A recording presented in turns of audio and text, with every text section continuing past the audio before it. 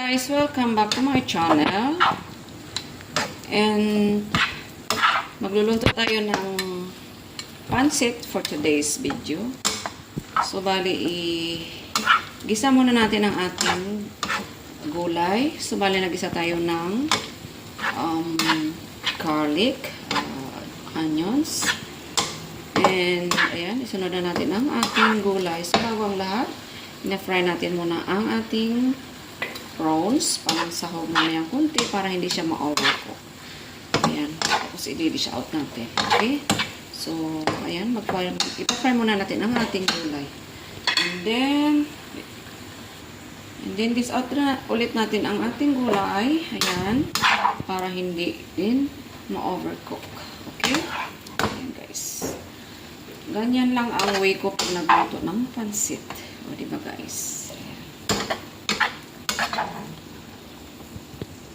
Tayo ng chicken stock. And then black sauce.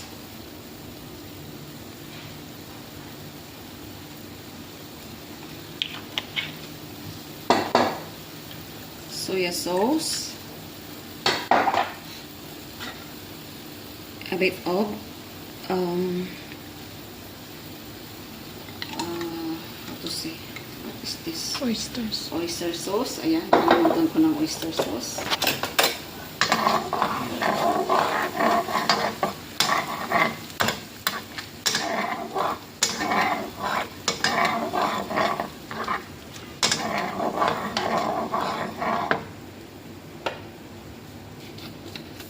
White pepper.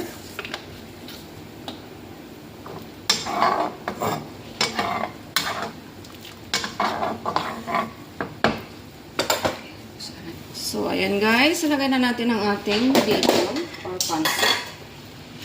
Ayan.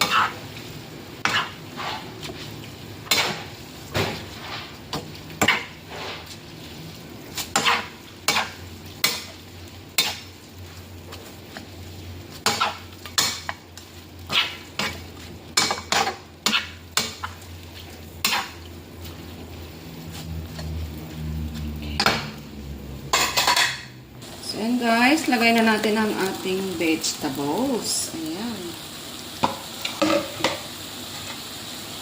And then in-mix. Mikos-mikos. Ayan.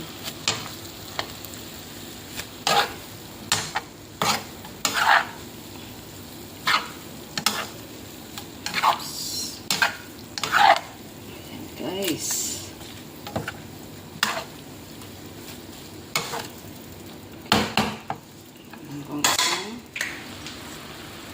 Then, maglagay din tayo ng black pepper, guys. Ayan, pangpadagdag lasa. And chives. Ayan. Mas masarap na maraming gulay, guys. Diba? Mas masarap.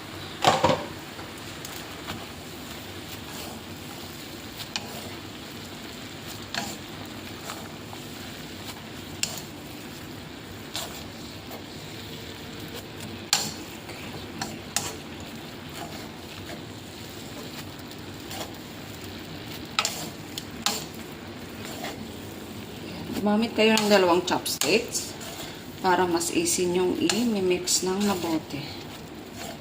Diba guys? Ayan.